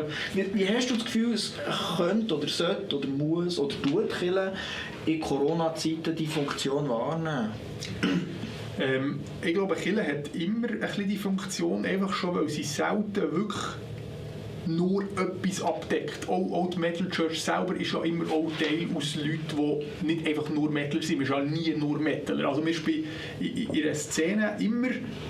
Jede Kirche hat seine Prägung, jede Kirche hat seine Ausrichtung, so, also jede Lokalkirche. Und bringt immer verschiedene Leute mit, weil das Zentrum eben auch gleich irgendwie Jesus ist. Sonst kann man ja einfach schon an ein Metal-Ding gehen. Genau, es ist immer Jesus mit dabei. Ja. Ich glaube, die Kirche macht das grundsätzlich, was aber nicht heisst, dass sie es noch besser lernen kann. Ich glaube, dass heute in einer polarisierten Welt, wo man eigentlich nur noch gehört wird, wenn man Leute schreit, Kirche der Ort ist, wo man nicht Leute schreit, sondern ein paar andere ein bisschen zu Wort kommen, dass man vielleicht ein weniger schreien müsste. Dass es ein Ort ist, wo man eben zusammengehört, weil Christus uns zusammengeführt hat. Nicht, weil ich dich cool finde und du mich cool findest. Das ist schön, wenn das so ist. Aber wir gehören auch in Christus zusammen, auch wenn wir uns nicht cool finden. Es ist gut, dass wir uns cool finden. Aber einfach als Prinzip, es ist nicht einfach dazu da, oder die Kirche ist nicht einfach der Ort, wo ich meine Gleichgesinnten muss finden. Das ist gar nicht so wichtig. Wichtig ist, dass Christus uns zusammenführt und in einer Art und Weise unterwegs sind. Und das würde ich sagen, ob jetzt eine Metal Church ist und andere Kirche ein bisschen Hillsongig ist, oder die Hillsong Church gibt es ja auch. Das ist nicht das Problem, dass das so wird. Das ist wunderbar. Problematisch wird es dann, wenn man das Gefühl hat, wir sind cool, die anderen sind blöd. Und dann tut man quasi im Leib Christi innen noch das Gefühl haben, wir sind die so. Und der das immer wieder zu überwinden, aus sich rauszugehen, aus seinem Kreis rauszugehen, nicht, weil man nicht mehr dort daheim ist, wir sind schon dort daheim und wir sollen dort daheim sein, aber das heisst nicht, dass es anders daheim quasi weniger cool wäre. Und dort daran zu arbeiten, das Gute in den anderen siehst, ich glaube, etwas, was Kirche sehr gut geht in dieser Corona-Zeit daran kann arbeiten, gerade wenn man sich nicht mehr so gut kann sehen kann, das ist eine andere Frage, oder? Weil die Trennung ist ja auch physisch oder lokal. Und das ist ja schon die Frage, oder? Wie kann der Gemeinde, wo jetzt das Wort Gemeinde, Gemeinschaft, oder? Und verbunden sein, irgendwie muss auf neue Wege lernen, weil die physische am gleichen Tisch hocken und essen, je nachdem kompliziert oder problematisch, oder je nach in welchem Land das mir im Moment sogar verboten ist. Die Frage, oder? Wie man das als Kirche macht. Also es ist eine sehr spannende Zeit, wo wir drin sind, habe ich das Gefühl. Ja. Du bist ja in der Metal Church, in der letzten haben wir ja gespielt mit Ryan und haben wir ja zum Beispiel das Abendmahl vorgepackt, wie ist das gegangen? So vorgepackte Ding. So. Das hast du jetzt schon gefragt, oder? Wie viel von dieser Symbolik, dass es vom gleichen Brot kommt, geht verloren. Aber man muss halt irgendwie kreativ sein und Wege finden. Aber wie hast du die Metal Church als Besucher erlebt? Ich muss eine andere Anekdote erzählen. Vorher, bevor ich selber Metal, also ich war ja vorher auch schon gewesen, aber bevor jetzt der Event kommt, Ich war an der Uni, wir hatten einen Tag über Liturgie im Alltag und dann komme ich dort und dann steht einfach der Sam da. Machst du doch? Ja, ich stelle Metal Church vor, an der Uni Freiburg bei den Katholiken. So, ja, ich habe mit denen studiert, die arbeiten da. Und so, aha, das ist meine Assistentin-Kollegin, okay. Und dann kommt der Sam da als Katholik, also es waren nicht alles verschiedene Leute aus verschiedenen Gemeinschaften, aber auch viele Katholiken, Professoren, Doktoranden aller Gattung. Und der Sam kommt und erzählt das Metal-Zeug und spielt noch Musik absolut. Das ich schon denke, es ist im Fall noch laut. Und das Faszinierende ist, alle haben es einfach cool gefunden. Alle sind der gewesen. Ich habe zuerst gedacht, Metal Church, da macht einer Witz. Aber Witz, wo ich das gesehen habe, eine ältere Frau, katholische, Doktorierte, so, das ist so cool, dass es das gibt. Also, die Metal Church, denke ich mir, ist genau etwas, wo immer wieder das gegen raus macht.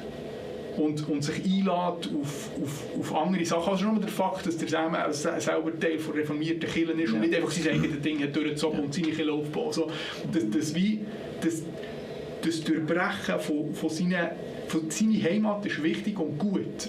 Aber unsere Heimat ist letztlich die ganze Welt. Gott hat die ganze Welt geliebt. Nicht und das ist die Frage, wie können wir Kirche sein, dass es Türen aufmacht für Wie kann man Türen auftun, ohne dass man sagt, man muss sagen, dass es nicht mein Daheim ist. Muss man nicht. Es ist Daheim. Und dort zu wissen, es ist so schön, dass es die Orte gibt. Und es ist so wichtig, dass die Orte wissen voneinander, wir sind zusammen und für das gleiche Ziel. Und dann gibt es theologische Unterschiede und andere Sichtweisen. Und sobald man den Blickwinkel hat, wir sind eine Familie, und es ist wichtig, dass wir Familie sind, und jede Familie ist ein bisschen anders, hat ein bisschen andere Traditionen, ein bisschen andere Sachen, die sie macht, und die Eltern essen morgen nichts, morgen die anderen, so klassische Unterschiede. Alles okay. Nicht mehr okay ist, wenn plötzlich jemand dann sagt, ja, aber wir glauben nicht mehr an Christus, weil aber Christus auch nicht mehr Christus. Also, ich meine, das zentrale Element des Christentums ist, dass Gott uns in Christus erlöst hat, wir in ihm gerettet sind und so weiter. Es gibt das Glaubensbekenntnis. Das Glaubensbekenntnis beschreibt die wichtigsten Sachen in Kürze. Die ganze Bibel auf das reduziert, was muss sein, und sonst fehlt irgendetwas an unserem Glauben. Das Glaubensbekenntnis heißt Symbolon. Das ist griechisch von Symbalein, zusammenführen. Und es ist kein Zufall, dass der Diabolos der Auseinanderführer ist. Okay. Und ich glaube, das Wichtigste in der Kirche war schon immer, wie behalten wir sie zusammen, offensichtlich nicht so gut in den letzten 20 Jahren. Ja. Ändert nichts daran, dass der Geist der ist, der zusammenführt, und der Diabolos der ist, der auseinandertreibt. Und an dem habe ich das Gefühl, muss man arbeiten. Und ich finde, die Metal Church macht schon sehr gute Arbeit. Und für Schwäche zu reden oder so, der hat einfach immer wieder Sorge gehabt, nicht plötzlich das Gefühl gehabt, wir sind die Einzigen oder was auch immer. Genau. Wo halt eben in Musik noch oft so im Sinne von so, genau. Ja. Könnte man ja meinen, dass du als Progger sagst, wie, ja, aber das ist viel zu einfach, das ist nicht wirklich... Aber genau. Eben, sondern dass du eben wie lernst, im Gegenüberliegenden auch irgendwie der Wert... Schönes gesehen, so genau. Gesehen. Mein Antlitz gegen mir rüber ist für mich Christus, den ich anschauen kann. Was ihr im geringsten Teil habt, habt ihr mir da. Ja. Wenn man Jesus quasi mal radikal ernst nehmen, dann gibt es schon viele Sachen, die wir, also jetzt vor allem ich und in unseren Kreisen und so, immer gleich ein bisschen vergessen hat, dass das Gegenüber Antlitz von Christus ist. Ja. So, ja, hey, spannend, cool. Jetzt ist es so, dass wir die Möglichkeit haben, noch ein paar Fragen zu hören, wenn das irgendwie im Chat bei den Zuschauern noch reinkommt, hätte es natürlich noch ein bisschen mehr können, die Leute daran erinnern. Aber ja, die Fragen hat der Sam gesammelt und der Sam erzählt uns jetzt noch, was im Chat abgegangen ist. Ja, genau, es sind ein paar Sachen reingekommen und es ist sehr berührend, vorhin von dir zu hören, was du wahrnimmst oder auch wieder die Geschichte, die wir zusammen schon haben. Und man geht noch mehr daraus tun. Das ist cool, wenn ihr uns so brauchen kann. Das ist wunderbar. Du doktorierst an der Uni. Wir haben noch nicht gehört, was ist eigentlich dein Thema? Das wäre die erste Frage. Was doktorierst du eigentlich und für was ist das gut? Was erhoffst du dir davon? Wenn man so, das ist ja viel Zeit, die du investierst. Und was willst du mit dem mal machen, wenn du fertig doktoriert hast? Ja, mein Thema ist die sogenannte Mariologie, die Lehre von Maria. Maria ist die Mutter von Jesus, das wissen wir alle. Dass die nicht so ein grosses Gewicht hat in unseren evangelischen Traditionen, das wissen wir auch. Dass sie bei den Katholiken sehr ein hohes Gewicht haben, das wissen wir auch. Wieso doktoriert der Freikirchler, ein reformiert Getaufter, über Maria an einer katholischen Uni? Ich glaube, das ist auch eine Zusammenfassung von fast allem, was ich heute gesagt habe. Gott ist Mensch geworden. Nicht abstrakt. Er ist geboren worden in einer Frau aus Nazareth. Wenn wir es ernst meinen mit Gott, der uns begegnet, dass wir Jesus anlängen können, dann hat Maria dort drinnen eine Rolle. Immer. Wir kommen gar nicht drum herum. Und jetzt ist die Gefahr, dass aus der Maria selber eine Göttin macht und fast dazu kommt, dass man es anbetet. By the way, Katholiken beten Maria nicht an. Wenn sie das machen, sind sie nicht mehr katholisch. Das ist die eine Gefahr, dass man sie aufhebt und dann unterscheidet man sie fast nicht mehr von Gott. Die andere Gefahr ist, dass man vergessen hat, dass sie ja der Ort ist, wo Gott ist Mensch geworden. Und die Radikalität von unserem Glauben, Jesus Christus, Mensch geworden, Gott, ganz Mensch, die kann man nur fassen, wenn man Maria mit in die Reflexion nimmt. Und Maria ist nicht eine Person für sich selber, weil sie besonders cool oder besonders gescheit oder besonders irgendetwas ist, sondern sie ist wichtig, weil eine ganze Geschichte, die Gott mit der Menschheit geschrieben hat, von Abraham, Isaac, Jakob, Mose, David und so weiter, eine ganze Geschichte, wo Gott immer wieder in die Welt ist reinkommen. Zuerst im Paradies, Sündenfall, nachher Stiftshütte, im Tempel, der Tempel geht kaputt, in den nächsten Tempel und so weiter. Gott hat eine permanente Stossbewegung in die Welt hinein. Und das erfüllt sich in Maria. Maria ist der Höhepunkt von einer Geschichte, die beim Abraham hat angefangen oder beim Adam, wo immer man es ansetzen will, von einer Geschichte, die Gott mit Menschen hat geschrieben, mit Menschen hat gemacht, wo Menschen nicht einfach hat gesagt, so, ihr seid jetzt erlöst und jetzt müsst ihr gehorchen und uns gezwungen hat, sondern wo immer wieder hat angenommen, dass die Menschheit von ihm wegrennt. Das halsstarrige Volk, steht in der Bibel so häufig, hat er gedreht und weiter ist gegangen und weiter ist gegangen. Und durch all das Nein durch immer wieder Leute hatten, die gesagt haben, ja, ich bin bereit. Ich lasse mich ein auf dich, Gott. Ich will etwas. Und das führt her zu dieser Person, diesem jungen Mädchen, die ihre Weise, wo wir es nicht werden können, ja zu Gott sagt, dass sie ihn empfangen kann, gebiert. Wo das, was sie ist, umgewandelt wird und zum Leib von Jesus wird. Man muss sich das mal vorstellen. Und der Jesus, unsere Erlösung, das Heil der Welt in die Welt hineinbringt. Der Jesus die Welt erlöst am Kreuz und Gottes Liebe offenbart, dass wir in ihm gerettet sind. Und von dort aus die genau gleiche Geschichte wieder losgeht. Einfach jetzt in uns. Und er haucht es an und hat gesagt, nehmt meinen Geist. Geht in die Welt, verkündet, dass ich die Welt erlöst habe. Die ganze Geschichte, die am Anfang angefangen hat, in Maria zu Jesus ist geworden, geht weiter. Maria ist unsere Geschichte. Ohne Maria sind wir selber entweder von Gott entfernt oder werden gezwungen von Gott. Und die Bibel erzählt nicht die Geschichte. Die Bibel erzählt die Geschichte von einem Gott, der immer wieder sich auf das Nein der Menschheit einlädt und darum wirbt, ein Ja zu bekommen. Und das ist in Maria passiert, das ist im Abraham passiert, das ist hoffentlich bei uns allen passiert. Und wird hoffentlich noch viel mehr bei anderen Leuten passieren. Das doktoriere ich, dass das mehr darüber geredet wird, vor allem in unseren Kreisen.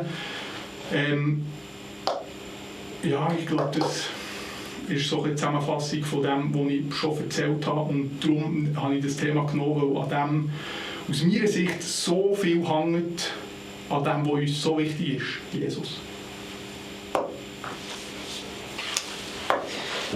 Sehr cool.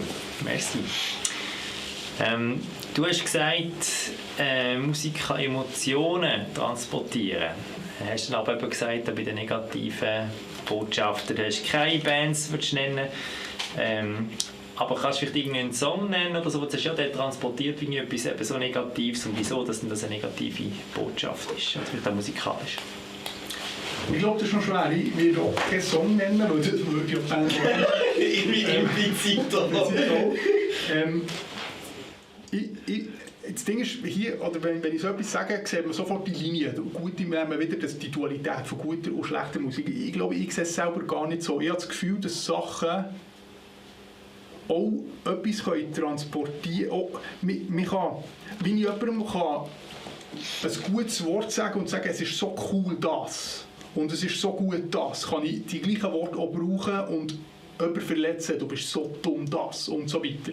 Und ich glaube, die Musik hat auch eine destruktive Art und Weise, dass wenn Musik sich nicht mehr versucht, etwas darstellen. Musik und Kunst und alles lebt ja eigentlich immer davon, dass es etwas versucht, in eine Sprache zu bringen. Und das kann radikal sein. Ich meine, mit den bösen Bands, nicht Iron Maiden, weil sie Teufelköpfe haben und so weiter und Skelett und böse Texte. Iron Maiden ist brillant, Kritik an gewissen Formen von der Staatstheorie, super. Ich meine überhaupt nicht solche Zeug. Ich meine Musik, die per se etwas mitschwingt, das irgendwie destruktiv wird. Ihr werdet selber auf Musik kommen, die das mitbringt, und das ist für jeden auch eine andere Linie. Ich habe häufig auch Diskussionen mit Leuten, die es noch strenger sehen als ich, wo ich dann versuche zu sagen, aber halt, man muss die Kunst in dem auch sehen und so weiter. Ich habe häufig Diskussionen mit Leuten, die quasi noch weiter gehen als ich und sagen, aber das muss schon als Kunst sehen und so weiter. Mir geht es nicht darum zu sagen, da schlecht, da gut, sondern unsere Sprache, unser Sein, unser Tun, unsere Musik, unser, wo wir etwas hineingeben, ist nicht einfach gut, weil wir es können. Sondern es hat auch das Potenzial, dass es etwas mittransportiert, wo einem ein bisschen runterzieht. Ja, ich weiß nicht, das ist ein bisschen schwammige Antwort, aber ich glaube, ich will es auch nicht viel präziser machen. Das ist doch gut. Ich glaube, das hilft weiter, zum selber weiterdenken und genau anzuschauen und alles zu hören. Und eine letzte Frage, beziehungsweise von der gleichen Person 2 Fragen. Und zwar die erste, oder als erstes Kompliment. Hey Daryl, du hast eine mega tolle Ausstrahlung. Wie erlebst du den Gott in deinem Alltag? Und dann eine Stunde später noch, ja, wie erlebst du denn die Aussage, du bist wach, bin ich mächtig? Ich denke, es hat vielleicht etwas miteinander zu tun. Also, wie lebe ich meinen Glauben im Alltag? Wie lebst du Gott im Alltag? Wie lebe ich Gott im Alltag? Das ist unterschiedlich. Ich würde sagen, ich versuche grundsätzlich, mir wirklich Zeit rauszunehmen, für zu beten, für wirklich stille Zeit zu machen. Für mich ist das Psalmengebet, persönliches Gebet, Bibel lesen, so in einer gewissen Form, wo ich mir wirklich versuche zu nehmen und zu machen und dran zu bleiben. So ein bisschen als Grundpegel an, nicht weil man kein cooler Christ ist, wenn man jeden Tag still Zeit macht, sondern weil ich finde, es ist so wichtig, dass man, oder ich studiere Theologie, ich setze mich den ganzen Tag mit Gott auseinander, ich kann da sagen, ich lese den ganzen Tag Bibel, so beruflich. Aber auch ein bisschen das auf Gott sich einlassen. Also als ich mein Zeug an der Uni hatte mit der Theologie, ist ja für mich genau das der Knackpunkt, weil ich gemerkt habe, wir reden die ganze Zeit über Gott und von Gott, aber mit Gott. Genau. Das ist so die Frage. Genau. Das redet alles von Gott. Im Prinzip als Gebet, und wenn wir auf der Bühne sind, ist es häufig auch wirklich ein mit Gott reden, weil man manchmal fast vergisst, dass man das Konzert spielt und selber so ein bisschen Anbetung versingt. Gibt's auch. So, ich glaube, das ist ein sehr gutes Ding. Mehr auf Gott einlassen, mehr Gott öffnen, mehr bereit machen, etwas zu empfangen, um mal still zu werden, nicht immer Zeug rausholen, sondern ruhig so. Und da denke ich schon, dass ich Gott immer wieder erlebe. Bei Sachen, also ein Beispiel, das ich hatte, mit gewissen Sachen beschäftigt während Corona, und dann habe ich gemerkt, du kannst doch nicht einfach die Nerven über Sachen, die in Corona nicht mehr so laufen, wie du denkst, dass sie laufen sollten, und selber nicht wirklich mehr beten. Es ist wie, shit, ja, ich denke Corona. Und dann merkt man, wie, dass man plötzlich seinen Fokus auf Sachen richtet und plötzlich meint, man ist der sagen, was durchgeht, und eigentlich hat man vergessen, dass Gott ist, wenn jemand sagt, was durchgeht, ist er. Und dass wir mal am Heiligen Geist machen können, aus dem Weg gehen, damit wir machen durchgehen können. So das, was mich plötzlich bewegt, wo ich eigentlich immer wieder so solche Sachen habe, wo ich Gott erlebe, dass mir plötzlich Sachen aufs Herz kommen, die ich wichtig finde. Aber meistens ist es unspektakulär. Die krassen Sachen ist eben das, was mit dem Kartenhäuschen und dann 2, 3 andere solche Sachen, so die krassen Momente sind sehr, sehr rar gestreut. Und sonst eben, ich glaube, ich finde es wichtig, wirklich in seinem Leben immer wieder sich die Zeit rauszunehmen, um überhaupt frei zu Gott zu werden. Oder als Bild, wenn ich etwas in der Hand habe, dann kann mir Gott nichts geben, wenn ich etwas in der Hand habe. Ich muss zuerst mal das, was ich in der Hand habe, loslassen und es mal offen herstrecken, damit mir Gott etwas geben kann. Und das ist so ein Akt von immer wieder loslassen von dem, wo ich das Gefühl habe, es ist wichtig. Meine Dies ist überhaupt nicht wichtig. Wichtig ist Gott, dass das, was Gott mit mir machen will, kann passieren. Und wenn das meine Dies ist, dann ist meine Dies wichtig. Aber nicht, weil ich irgendeinen Doktortitel habe, sondern das ist alles cool und schön und ein schönes Dekorationskrönchen, das man drauf tun kann. Aber das ist echt nichts wert. Das ist vor allem etwas wert. Ist das, was ich von Gott her machen soll oder nicht? Und um diese Spannung etwas wieder loszulassen, etwas, was man hat, aber das war mein Prozess mit Liquor, das wirklich loszulassen und sagen, nimm es wieder fort. Ja, es war ein Prozess mit dem ersten Teil von unserem Orion-Projekt, das los und sagen, ja, wenn es nicht aufersteht, dann ist es halt tot. Aber der ist so gut, weil wir ja Gott vertrauen, dass er in der Welt wirkt und wir nicht immer alles selber müssen. Ich glaube, das sind Sachen, die ich Gott erlebe, die cool sind. Und dann, du bist in der Schwachen stark. Ich glaube, das ist quasi die Schuld, oder das, was auf das folgt. Gott kann nur in den Schwachen stark sein, weil die Starken machen alles selber. Das heisst nicht, dass die Starken nicht mit Gott unterwegs sind, sondern wenn ein Starker nicht kann sagen, wie der Paulus sagt, ich rühme mich des Herrn. Ich rühme mich des Herrn. Der ist aus sich stark und der kann Gott nicht in ihm stark sein. Und das ist eine recht krasse Aussage, wenn man sich überlegt, was das alles heisst.